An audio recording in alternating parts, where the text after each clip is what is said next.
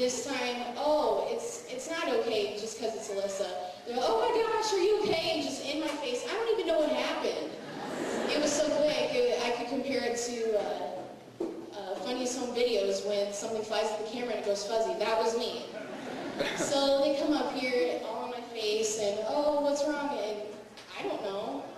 So I'm thinking, the first thing I do is I cry. I'm in shock. I'm so shocked that people actually care how I feel this time. I just, yeah, I'm okay.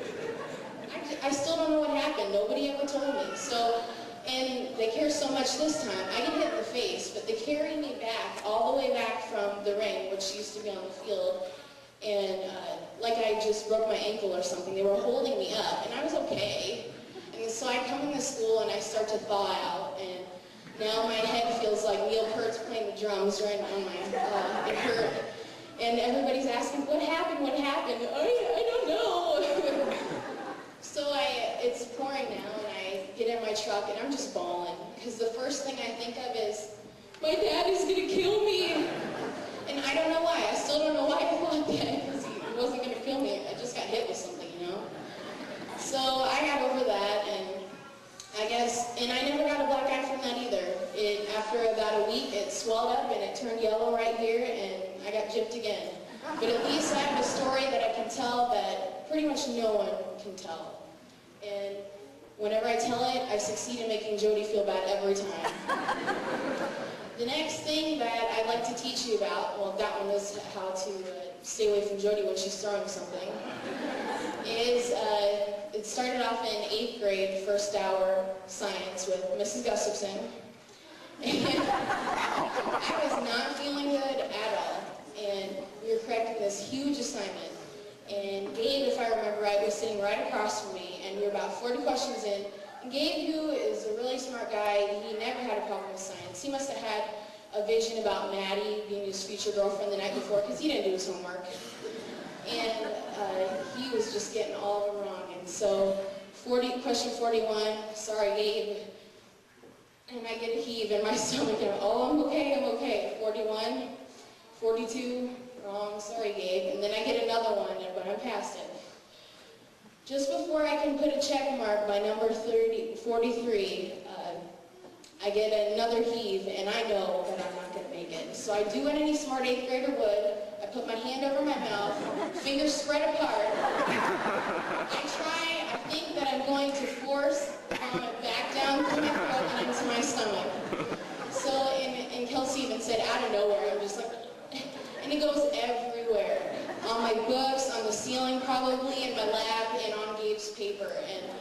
And I just remember out of the corner of my eye seeing Jen, she was kitty corner for me, get up and just sprint to the other side of the room. She peaked in 8th grade. I've never seen her that fast. And then Megan, who's sitting next to me, just kind of nonchalantly just slides back in her chair and puts her hands over her face. I'm so embarrassed I'm sitting next to her. So then, you know, this happens about 4 feet away from Mrs. Gustafson, but you know, doesn't faze her a bit. She just, shh, what's going on? What's going on here? I can't even do her motions with one hand. It doesn't do her justice, but we gotta correct these papers so I can get them back and get them out to you. Come on, shh. And Gabe's just sitting here, and he's just kind of like, I think someone puked on the table. That's the only thing you can say when someone pukes on a table. Someone puked on the table. He might have said, I think someone puked on the table, but he knew. He was just afraid to be the bearer of bad news. You know? I think someone may have puked on or around the table. There's a smell of puke, and you need to believe that someone has puked on the table. So Mrs. Gustafson finally kind of notices that something has happened, and the class is in disarray because they already know. She walks over and she just kind of looks at me, and I'm sitting. I scooted back in my chair. I'm so embarrassed. My hands over my face, and it's just this puke is cascading off of the table. And at this point, my face is dripping various kinds of fluids, and there's Rice Krispies and banana shake everywhere. And I look up, and Mrs. Gustafson just looks at me, and she's like, I thought you were just tired. I don't get it, but I just puked, so then we get it all cleaned up, and Gabe's paper is out of service.